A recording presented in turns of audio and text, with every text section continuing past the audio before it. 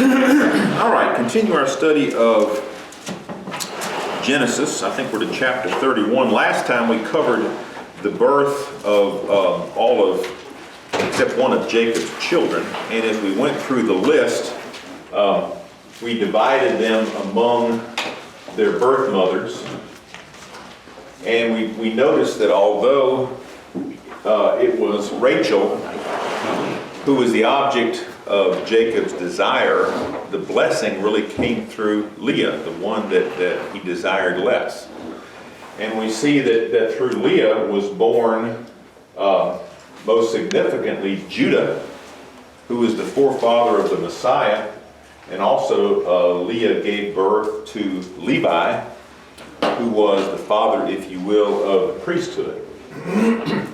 One of the other interesting things we learned in our lesson last week is that each one of the names of Jacob's sons, the 12 tribes of Israel, carry with it a foreshadowing, if you will, of Christ. They carry with it a characteristic of Christ, which I think is, again, is very significant. Okay, so where are we in history? At this point, as we pick up in chapter 31, Jacob has been serving Laban for about 20 years now. You remember he had to work for 7 years in order to be able to marry Rachel. So he worked his 7 years. They had the wedding ceremony. Next morning, Jacob woke up and it wasn't Rachel that he married, it was Leah. And so he says, I've been tricked. And which is kind of ironic because we know that Jacob himself was the deceiver, and so the deceiver is deceived. And he says to Laban, what's going on?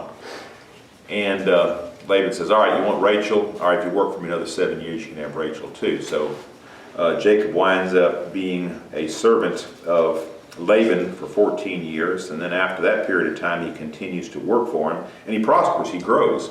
This deal that he made with Laban, that he would tend the sheep, and that his portion would be all the sheep and the goats that were born that were spotted or striped or whatever would belong to him, and they would increase his flock. And lo and behold, due to the Lord's hand, all the speckled and the striped sheep outnumber the other ones, and so things grew and grew. And so here we are at the point where Jacob has just about had enough, and we're going to see what happens from there. Chapter 31 of Genesis. Yes, sir. That had to be something. Either the night was mighty dark or he was mighty drunk. So I was saying a little bit too much wine was served at that wedding feast, I believe. Okay. Yeah, I figured that one out too. I did. Yeah. I was kind of confusing. Well, it wasn't confusing to me. I guess he was just drank a little bit too much. Yeah. That's a really strange custom. Yeah. Women were veils too. Yeah, and the women would have been veiled. It would have been. Her face would have been covered with a veil too. Oh my God. I can't go along with that there. That ain't gonna work. The only thing that explains it to me is just a little bit too much wine. Maybe way too much wine. But anyway, what happened. And so there we are, chapter 31. The thing that I want us to think about is in the chapters we're going to try to get to today. Towards the end of chapter 32, we have the strange account that everybody remembers about Jacob and his wrestling match. And I think the significance of the wrestling match is revealed by the circumstance under which it comes up. So let's pay attention to what's going on right around the time that Who happens. was the man that he was wrestling? Well, you're getting ahead of us, Tommy. We're going to talk about that. Right now we're just going to call it the wrestling match. All right. But that's a very good question, so save it. Chapter 31. Tommy, you want to start reading for us? I'm going to pass. You want to pass? Troy, you want to read or pass? Okay. And he heard the words of Laban's son, saying, Jacob hath taken away all that was our father's, and of that which was our father's has he gotten all this glory. Pause right there. So what's going on? The setting is that Laban's sons are talking about what's going on. They're seeing that Jacob's flocks, I don't know that so much that it's Laban's flocks that are decreasing, although they might have been, but Jacob's flocks are increasing by such a great extent that it just looks like Laban is kind of behind the curve, that his flocks are staying the same or perhaps diminishing, and Jacob is getting very wealthy, and Laban's sons are complaining about it. So read on, verse 2. And Jacob beheld the countenance of Laban, and behold, it was not toward him as before. And the Lord said unto Jacob, Return unto the land of thy fathers, and to the kindred, and I will be with thee. And Jacob sent and called Rachel and Leah to the field unto his flock. And he said unto them, I see your father's countenance, that it is not toward me as before, but the God of my father hath been with me. And ye know that with all my power I have served your father.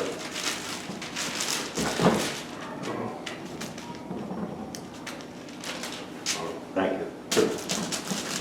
And ye know that with all my power I have served your father, and your father has deceived me and changed my wages 10 times, but God suffered him not to hurt me. If he has said thus, the speckled shall be thy wages, then all the cattle bear speckled, and if he said thus, the ring shanked shall be thy hire, then bear all the cattle ring shanked. Thus God had taken away the cattle of your father and given them to me. Pause right there. Jacob is declaring his innocence. Evil is being spoken against him. Laban's sons are saying, Jacob's cheated my father, but Jacob says, no, I haven't done anything except serve him well. He says, the Lord has intervened here. He says, in fact, Laban has cheated me. He's changed my wages 10 times. Now, we don't know if it's literally 10 times or if that was just some form of hyperbole then. But he says, he's changed my wages. And we see here, what was the nature of the change that Laban was making to his wages? Did you get it in the recitation there? Laban says, all right, if the cattle or the sheep or the goats, if they bear spotted offspring, they belong to you. And then what happened? They all had spots. They're all spots. And then Laban says, whoa, whoa, whoa, whoa, let's change the deal. Let's change the deal. I want the spotted ones. Now you get the striped ones. And as soon as he says the striped ones, then what happens? They all bear stripes. Okay. And so Laban keeps changing the deal because God is blessing Jacob through this miraculous means by which he's increasing Jacob's wealth. Okay. Was Jacob doing anything to trick it to where that he could get those sheep or whatever it was to breed, that they would take and become whatever?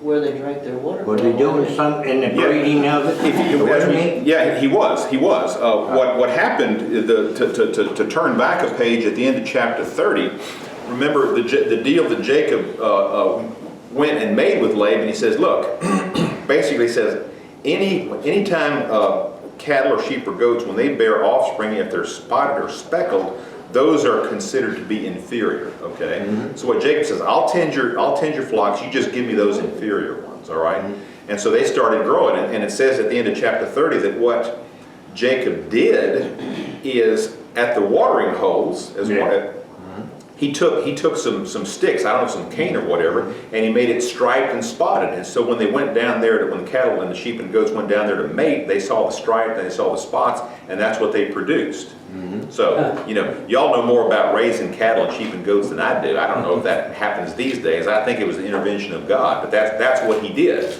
And I think he was led by the Spirit to do that, but that's what happened. You think he was led by the Spirit or what? Yeah. Oh, I don't think he just made that up.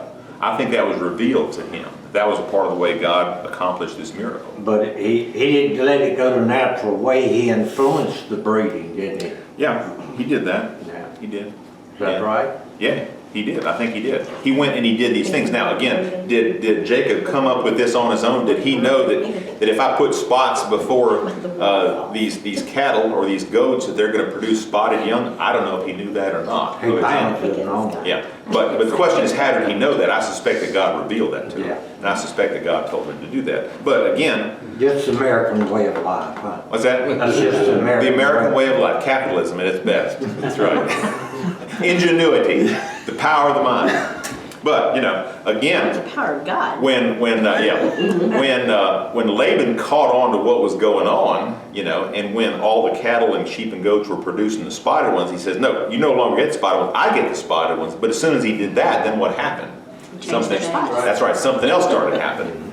And whether Jacob came up with some other device, whether he was, feeding them or watering them something different, or, what, who knows? But, God's plan is at work here, and God's plan was to prosper Jacob. And anything Laban did could not undo what God's plan was. Don't you think? Go ahead. No, go ahead. But anybody that knows that raises cattle or sheep, anything, they know if they're well into it, they know that if they breed this bull to this cow, what they're going to get. And so Jacob knew those things. He must have. He knew that there. And again, we don't Now, have is any. that wrong? I don't think so. I think it's just the way things go. Yeah, well, I think God gave him that ability. Yeah. Oh, yeah. God was going to bless him, because we don't have any.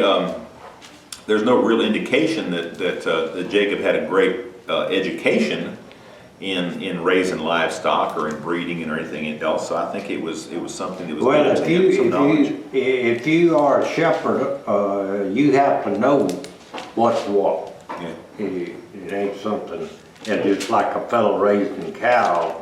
I've never got into cattle or things like that there, but I do know that you got your bloodlines and everything, and you know what you're gonna get out of it and everything if you do it right. Just like breeding these race horses and everything. Right. Well, they up at, above Zachary, they had these two fellows, one fellow had a dairy farm, and the guy next door raised beef. Well, the guy next door got a Black Angus bull, new one. And when it come time for those dairy cows to drop, the neighbor come over fussing at him.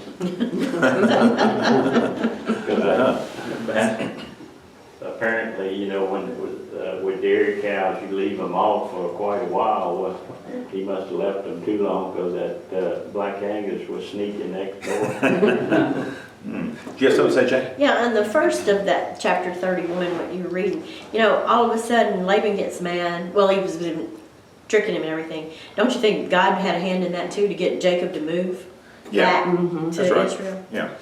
God set the circumstances that made it appropriate for Jacob to move his family. Well, uneasy for him. Also in breeding, a bull is only good for so long, and it tapers off. So maybe he found this good, a spotted one, goat, and he was prolific, and his time was, and then he found this white one. When they switched, he went back the other direction. Could have been. All right, verse 10, go ahead. Just to show you and how people know how to raise certain things. Whenever you gonna get a mule, you have to breed a jack to a horse to get a mule. And that mule will never produce, Never reproduce. Yeah. And everything. So how did a person accidentally come up on that there? I don't know the answer. It had to be an accident. Must have been. Okay. Joanne, you want to pick up at verse 10? All right, pass. Kenny, you want to read? You want to pass? Pass. All right, Warren? All right, let's see, we're. Verse 10, I think. 10, okay. In breeding season, I once had a dream in which I looked up and saw that the male goats mating with the flock were streaked, speckled, or spotted. The angel of God said to me in the dream, Jacob, I answered, here I am. And he said, look up and see all the male goats mating with the flock, streaked, speckled, or spotted. For I have seen all that Laban has been doing for you. I am the God of Bethel, where you are anointed a pillar, and where you made a vow to me. Now leave this land at once and go back to your native land. Okay, so what we see there in that vision, basically God's telling him, you know, I'm the one who did everything that happened here that Laban is complaining about, and I'm the one who made you rich, but it's over, it's time for you to go back. Verse 14, keep reading. And Rachel and Leah replied, do we still have any share in the inheritance of our father's estate? Does he not regard us as foreigners? Not only has he sold us, but he has used up what was paid for us. Surely all the wealth that God took away from our father belongs to us and our children. So do whatever God has told you. Then Jacob put his children and wives on camels and drove all of his livestock ahead of him, along with the goods that he had accumulated in Paddan Aram, to go to his father Isaac in the land of Canaan. When Laban had gone to shear his sheep, Rachel stole her father's household gods. Moreover, Jacob deceived Laban the Aramean by not telling him he was running away. So he fled with all he had and crossed the river. He headed for the hill country of Gilead. Pause right there just a second. We see a couple of strange things here. First off, when Jacob tells Rachel and Leah that they're leaving, what's their immediate response? That's fine with us. Yeah. Better off. Yep. Yeah, but first off they said, no, what's that going to do to our inheritance? Remember that? So like, But then they said, okay, well, you know, guess what?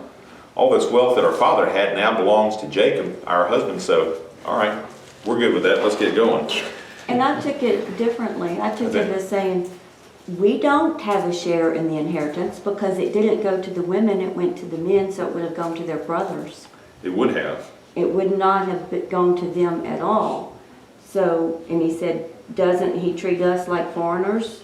So he sold us, and then he used up what he paid for us. Yeah. What Jacob had paid for us.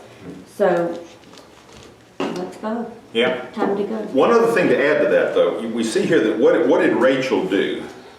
She stole her father's household god. She stole the household idols or gods, sometimes referred to as the teraphim. I was reading as to why she would have done that. A couple of reasons. Number one, well, what do you think? Anybody have an idea why Rachel would have stolen the household gods that belonged to her fathers? These teraphim things, they have found some of these. They're sometimes they're about as big as a cup. Sometimes they're bigger, but they're little idols. Figurines. Figurines. Little figurines, exactly right. That were regarded as the household idols or the household gods, that they took a prominent place. They'd be on the mantelpiece, if you were. Why did Rachel take them? Whoever has possession of the gods is the leadership of the family. There you go. It has something to do with inheritance. If there was ever a question in a family as to who was entitled to the blessing or the double portion, they'd look to the person who had the teraphim.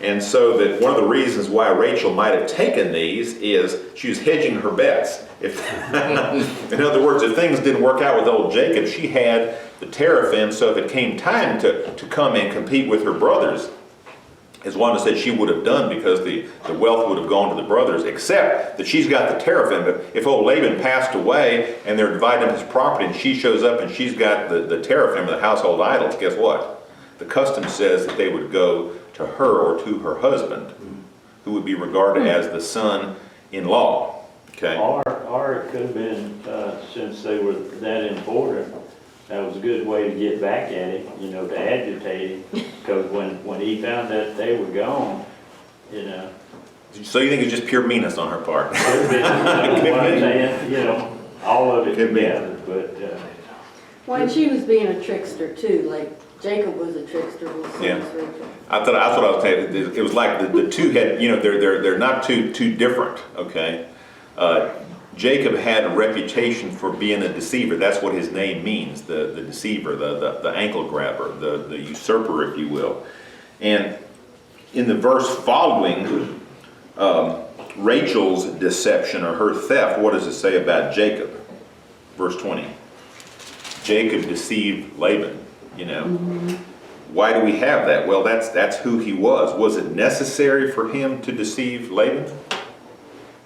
Not really. No. You know, he could have just said, hey man, I appreciate everything you've done for me, but the time has come, God has called me, I'm heading back, so see you later. Yeah, Well, but he Laban's a changed his- deceiver too.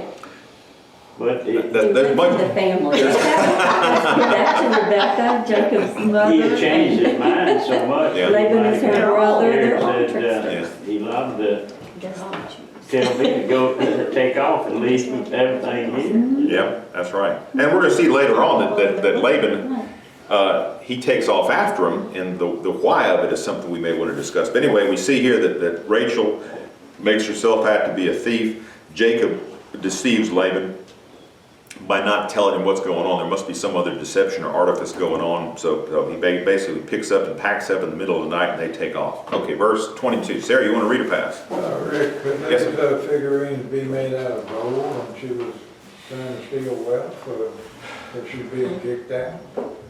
Probably not. I don't know. I've never heard of those things being made out of valuable materials. Typically, the ones that they found so far were made out of clay, sometimes carved wood, but they could have had some intrinsic value. I don't know. But I think that again, what we're probably seeing here is it could have been just meanness, or it could have been that she was looking for something of value, or it could have been that she was trying to hedge her bets and ensure her position in her father's inheritance. We don't know. It could have been all of those. So, good point. Verse 22. That night Jacob got up and took his 2 wives, his 2 maidservants, and his 11 sons, and crossed the ford of the Jabbok, whatever. After he had sent them across the stream, he sent over all his possessions. So Jacob was left alone, and a man wrestled with him. Wait, no, you're too far. You're too far. We're in chapter 31, verse 21. 22. It's 31, 22. God turned my page. Okay. Nothing wrong, just too early. 31, chapter 31, verse 22. On the 3rd day, Laban was told that Jacob had fled, taking his relatives with him. He pursued Jacob for 7 days and caught up with him in the hill country at Gilead. Then God came to Laban and Araman in a dream at night and said to him, "Be careful not to say anything to Jacob, either good or bad." Pause right there just a second. So, all right. Laban learns that Jacob has packed up and taken all of his kinsmen and all of his property and all his cattle, and they've gone on. So Laban takes his troops and they head off after him. Now, what do you think was on Laban's mind? What's he going to do? Well, one thing he wanted to do was get back his stolen things. That's not, Yeah. about that. We see he definitely wants his stolen gods back. And then he did want to see his family and everything before they left. Yeah. But, it doesn't say specifically, but I wouldn't be a bit surprised if he was going to do violence to Jacob and some of the others too. I mean, just kind of reading in between the lines, I don't think he had anything good in mind for Jacob. And if all Laban wanted to do was to kiss his children, his daughters, and his grandchildren goodbye, God wouldn't have come to him and spoken to him, I don't think. But God comes to him and warns him. He says, I know what you're thinking. Be careful. Don't speak anything, either good or bad, to Jacob. Basically saying, leave the guy alone. Maybe he was hoping, Jacob would stay there, and then he would pass away, and then he'd get the 2 daughters back plus everything. Yeah. And Laban may have hastened his passing away. I wouldn't be surprised. All right, read on. Jacob had pitched his tent in the hill country of Gilead when Laban overtook him, and Laban and his relative camped there too. Then Laban said to Jacob, "What have you done? You have deceived me, and you've carried off my daughters like captives in war. Why did you run off secretly and deceive me? Why didn't you tell me so I could send you away with joy and singing to the music, the tambourines and the harps? You didn't even let me kiss my grandchildren and my daughters goodbye." You have done a foolish thing. I have the power to harm you. But last night, the God of your father said to me, be careful not to say anything to Jacob, either good or bad. Pause right there. Verse 29, what Sarah just read, he says, it is in my power to do you harm. A better translation may have been that it's not only my power, but it was my desire to do you harm. So he said, I had the desire and the power to do you harm, but God came to me and told me to keep my hands off of you. Read on. Okay. Be careful, okay. Let's see. Verse 30. Now, you have gone off because you long to return to your father's house, but why did you steal my gods? Pause right there. So Laban is accusing Jacob of the theft at this point in time. 31, read on. Jacob answered Laban, I was afraid because I thought you would take your daughters away from me by force. But if you find anyone who has your gods, he shall not live. Pause right there just a second. So Jacob obviously doesn't know what Rachel has done, and Jacob recognized it was wrong too. He says, look, if anybody in my group has stolen those gods, what? They're going to die. Mm-hmm. And that's interesting because Jacob at that point essentially pronounces a curse upon Rachel. And it's interesting because the curse actually came about, didn't it? What happens later on? She dies before they make it back into the land. That's right. They ultimately make it to Bethel, but as they're going from Bethel to Bethlehem, remember Rachel dies. She dies in childbirth. She's giving birth to Benjamin, and they bury her in right outside of Bethlehem. She is not buried in the tomb of the patriarchs as Leah is. Yeah, Leah winds up being buried there, as Abraham, Isaac, and Jacob and their wives are buried there, but not Rachel, because she is cursed because of this. Okay. Terry, would you pick up there, verse 32? 32. Mm-hmm. But if you find anyone who has your gods, he shall not live. In the presence of our relatives, see for yourself whether there is anything of yours here with me, and if so, take it. Now Jacob did not know that Rachel had stolen the gods. So Laban went into Jacob's tent, and into Leah's tent, and into the tent of the two maidservants, but he found nothing. After he came out of Leah's tent, he entered Rachel's tent.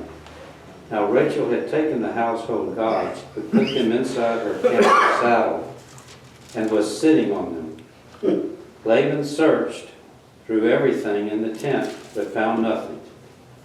Rachel said to her father, "Don't be angry, my lord. I cannot stand up in your presence. I'm having my period." So he searched, but could not find the household gods. So again, Rachel is proving that not only she's a thief, she is a deceiver. Just like Jacob. Read on. Jacob was angry and took Laban to task. "What is my crime?" he asked Laban. "What sin have I committed that you hunt me down? Now that you have searched through all my goods, what have you found that belongs to your household? Put it here in front of your relatives and mine, and let them judge between the two of us. I have been with you for 20 years now. Your sheep and goats have not miscarried, nor have I eaten rams from your flocks. I did not bring you animals torn by wild beasts. I bore the loss myself. And you demanded payment from me for whatever was stolen, by day or night." Pause right there. So Jacob he's kind of reacting with some righteous indignation. He's really pouring it out on old Laban right now. He says, not only have you falsely accused me, you searched through all my stuff, and what'd you find? Nothing. So I'm innocent. So let me give it to you a little bit. So he's getting back at it. So I've served you for 20 years, and I've been nothing but faithful to you. I've fulfilled all my promises, and not only that, when animals were killed or stolen, he said, I took the burden of that. I took the loss. I didn't pass that on to you. So you got no reason to be upset with me at all. Okay, read on. "This was my situation. The heat consumed me in the daytime, and the cold at night, and sheep fled from my eyes. It was like this for the 20 years I was in your household. I worked for you 14 years for your 2 daughters, and 6 years for your flocks, and you changed my wages 10 times. If the God of my father, the God of Abraham, and the fear of Isaac had not been with me, you would surely have sent me away empty-handed. But God has seen my hardship and toil of my hands, and last night he rebuked you.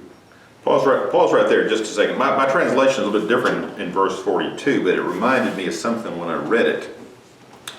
Verse 40 says, if the God of my father, the God of Abraham, the fear of Isaac had not been with me, surely now you would have sent me away empty-handed. God has seen my affliction and the toil of my hands, so he rendered judgment last night. What does that remind you of? Remember when the children of Israel were captive in Egypt? And they cried to God because they were in slavery. God heard their cry, and then one night he sent them away. Remember the night when the death angel came? So I think this is really, he hasn't been in captivity, but he's basically been in servitude for 20 years. And the time came for him to be delivered, and God does it. God delivers him out of the servitude of Laban, the same way God delivered Egypt from Pharaoh. All right, verse 43. Nancy, you want to read there?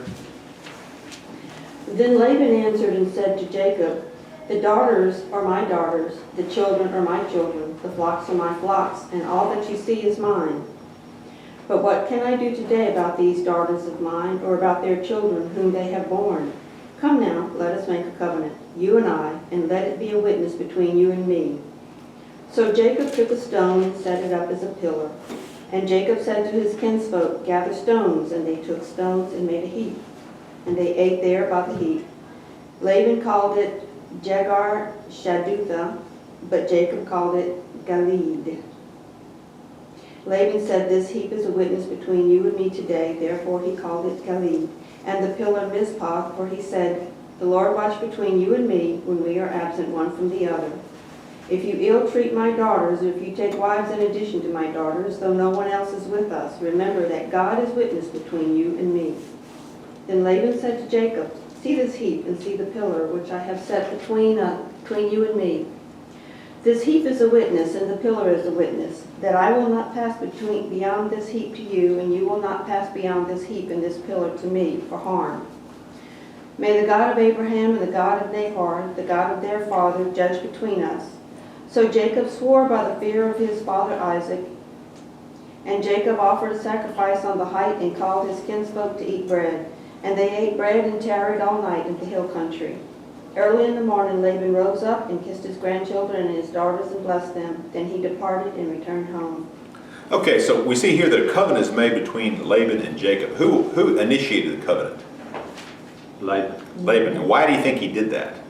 He was scared of him. Yep, I think that's exactly right. I think after Jacob rose up with righteous indignation, and he basically told him how the cow ate the cabbage, and I think Laban understood at that point in time, oh, okay, this powerful God is on your side. So Laban at this point in time is fearful, and he wants some protection. It's not the Jacob who's asking for the covenant.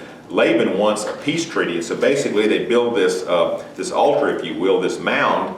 And they say to each other, well, what this means is, Laban says that I'm not going to pursue you beyond this, and you're not supposed to pursue me beyond this. So as long as I stay back on this side of it, it's hands off. I'm on base, so to speak.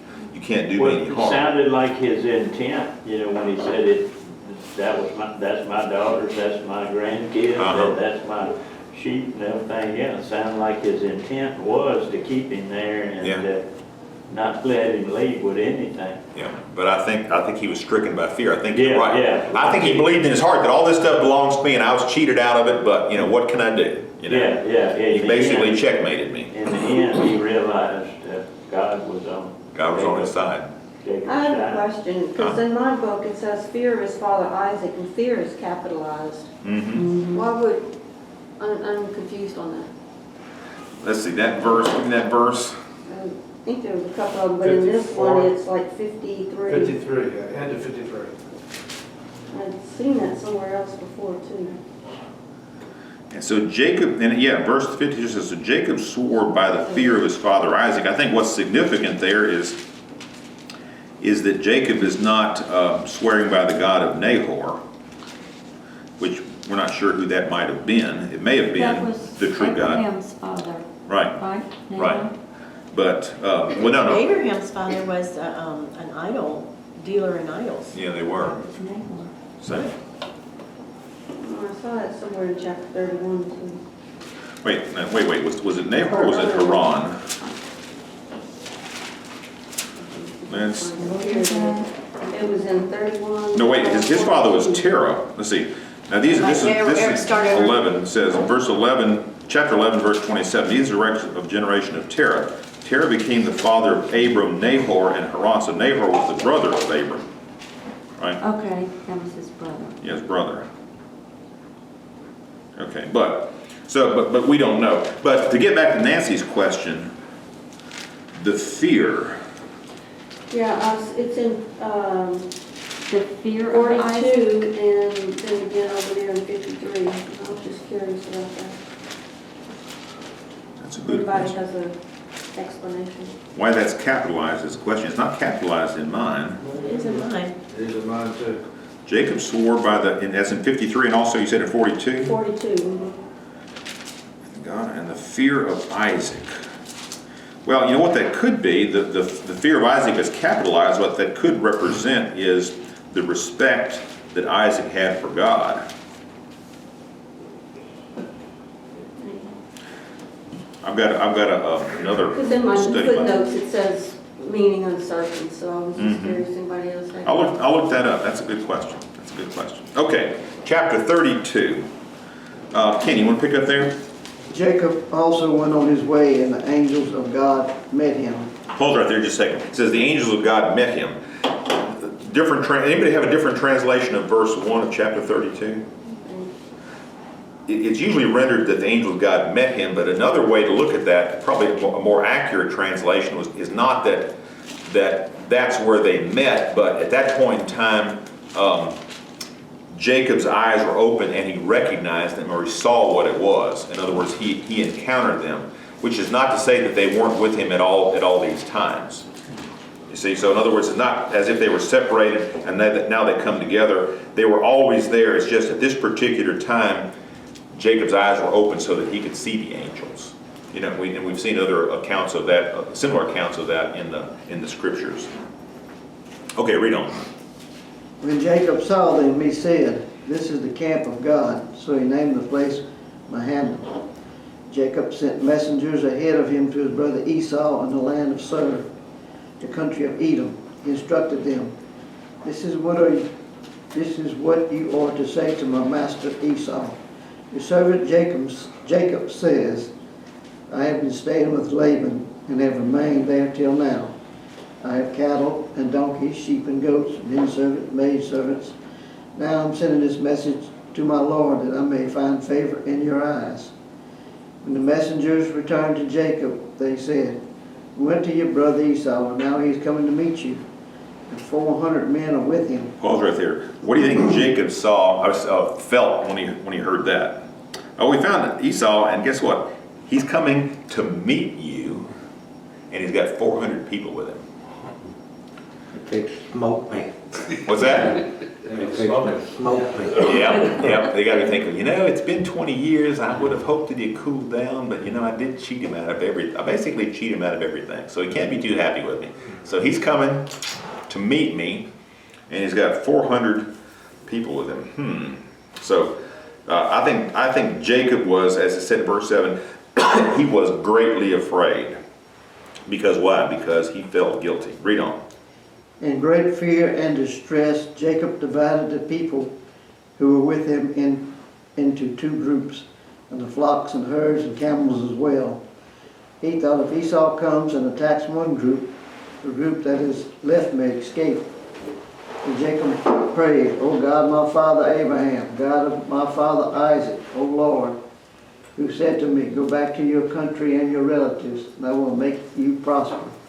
I am unworthy of all the kindness and faithfulness you have shown your servant. had only my staff when I crossed this Jordan, but now I have become two groups. Pause right there. You know, we're right in the middle of this prayer. There's a prayer. This is a prayer unlike any that has ever been recorded thus far in the scriptures. Do you recall any other prayers, particularly prayers like this? What you got? It was, fear of Isaac is a name for a God. So, How about that? The fear of Isaac. Okay. this isn't Hebrew translation kind of thing. Okay.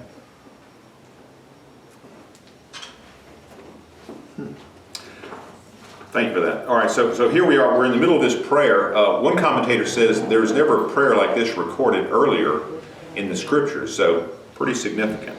Read on, particularly verse 11, Kenny. Save me, I pray, from the hand of my brother Esau, for I am afraid he will come and attack me, and also the mother with their children. But you have said, I will surely make you prosper, and will make your descendants like the sand of the sea, which cannot be counted. He spent the night there, and from what he had with him, he selected a gift for his brother Esau. 200 female goats and 20 male goats, 200 ewes and 20 rams, 30 female camels with their young, 40 cows and 10 bulls, and 20 female donkeys and 10 male donkeys. Seems like a pretty generous gift, doesn't it? To buy a piece. Read on.